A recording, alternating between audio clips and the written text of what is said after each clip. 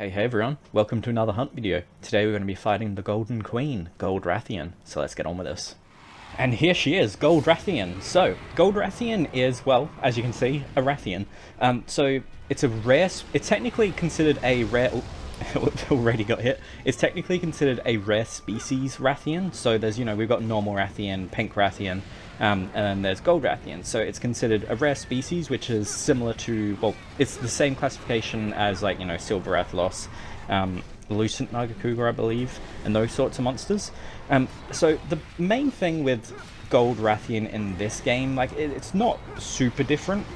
If you're gonna, it does the poison flip, of course, but if you're gonna fight Gold Rathian like 3rd gen onwards, there are some other differences. But we're just gonna focus on this generation, obviously. So pretty much the way that you fight normal Rathian, you just want to fight Gold Rathian the same way.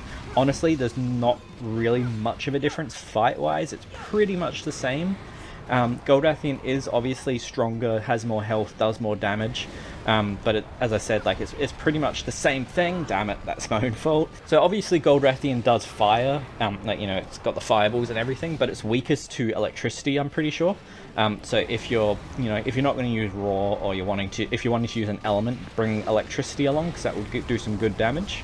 And she's been in quite a lot of the games, so she's technically a 1st generation monster, but yeah, so she's been in Freedom 2, I believe, Freedom Unite, Portable 3rd, 3 Ultimate, 4 Ultimate, Generations Ultimate, Generations Ultimate, World Iceborne, Sunbreak, so, quite a lot, and in the spin-offs, like stories and that, so it's definitely a very popular monster. Oftentimes, Gold Rathian, Silver Rathalos are one of the first types of monsters that they usually add to, like, a G rank expansion or Master rank expansion.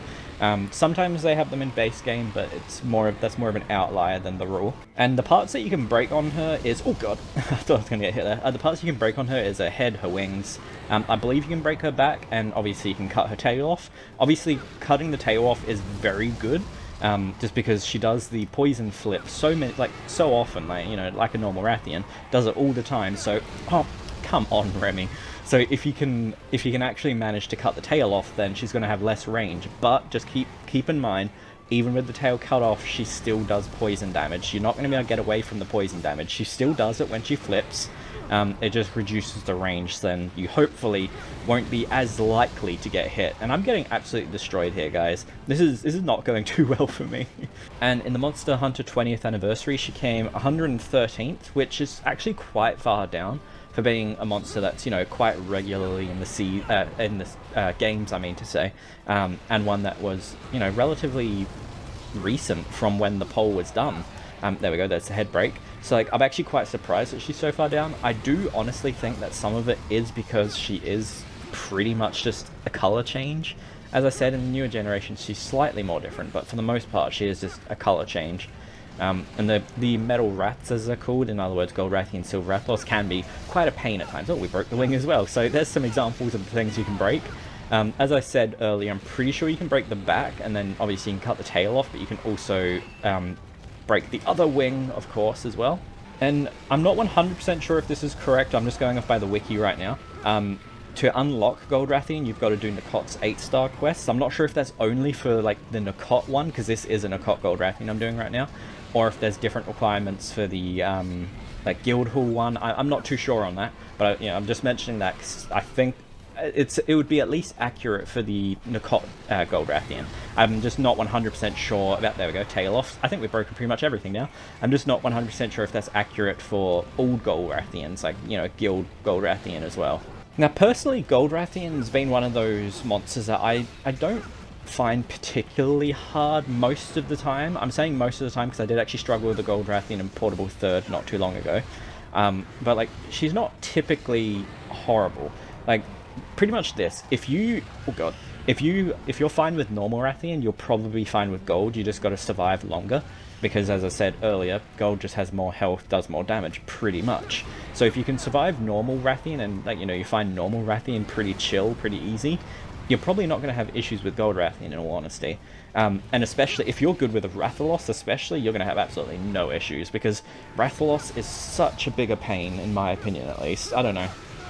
I wouldn't think anyone would find Rathalos easier than Rathian, surely, because Rathalos is a pain. But yeah, oh god. But yeah, there's some really annoying quests in this game with Gold Rathian. One of the most annoying ones is a Gold Rathian and Silver Rathalos at the same time. That is horrible. And same thing with normal Rathian. You can tell what she's going to be doing in this generation based off her tail movement and her body movement. So as in, I mean, when she's sprinting, when she's going to fireball, etc. Because when she's going to run or flip, her body's kind of limp. Like, you can see her tail will flop a bit and she's quite limp. See if she's going to fireball. But when she does the fireball, which she does 3 fireballs of, as you can see, her body's a lot more stiff. So let's see. I'll try and show you guys an example. I did show this back in the Rathian hunt ages ago, but that's been a while ago. So she's going to fireball, yep. So that's pretty much the same for like all monsters in this generation that have this same skeleton.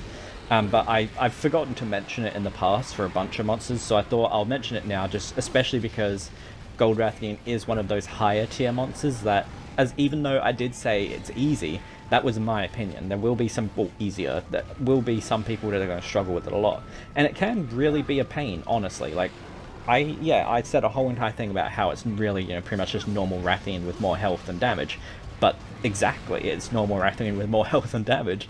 So if you have issues with normal Rathian, you're going to struggle a lot with Gold Rathian. And just like survivability wise, she can be quite annoying because the high health and because the damage. So basically, like, you're trying to survive like for however long, the 50 minutes or however long it takes to hunt her. But since she's doing so much damage, you're having to use all your items up. And if you're fighting her in this area, you don't have access to a box, so you don't have any extra items. You've only got what what you brought with you.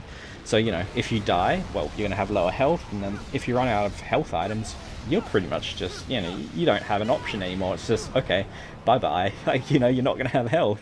It could be quite a pain. I do believe, oh damn it, I do believe when I hunted Gold Rathian for the first time in the Freedom Unite series, I did actually struggle. It might have been Silver Rathalos, I'm not 100% sure, but I do feel like I remember struggling simply because of the survivability. It's just the whole, like, running out of health items pretty much, because that's a big thing about, these older games anyway. You run out of health items quite easily on the harder monsters because, well, you can't just go back and restock like you can in the newer generations. But as you can see, if you guys have been watching throughout this whole thing, you'll see it's pretty much like, go watch a normal Rathian fight, go watch the normal Rathian hunt actually. You'll see there's very, very minimal difference, and there we go. That was really quite easy. It was only 5 minutes apparently. But yeah, so like, go back and check the normal Rathian hunt if you'd like to, and compare the two. They're honestly, I'm specifically saying for this generation, they're basically the same thing. There's really no difference besides color and health and damage, as I said. Well, it was Gold Crown shortest, so that probably made it a bit easier. I was actually thinking that it looked kind of small when I first started hunting it. And so there we go, guys. So that's going to be the end of this episode. I was thinking that it looked quite small there because I just showed the Gold Crown thing there. When I first started the quest, I was like, this looks real small, but I didn't say anything because I wasn't too sure if I was correct. So that would have actually contributed to it being a bit easier because, smaller monsters, they have less range. They're just a bit easier. The larger monsters, more range. They can get across the areas much quicker. So they can be a bit more of a pain. So yeah, if you find a small one, you're in luck. If you find it hard, at least. So yeah, so I hope you guys enjoyed, and if you did, don't forget to like and subscribe, and if you'd like to join the channel as a member, you can. I'll show up on screen now the members we have. Thank you all very much, and yeah, I'll see all you guys in the next hunt video, which will probably be Silver Rathalos. Unfortunately, there's not going to be much to talk about. I mean, I already struggled with things to talk about in this episode, so we'll see what happens next episode. Anyway, see you guys then. Bye.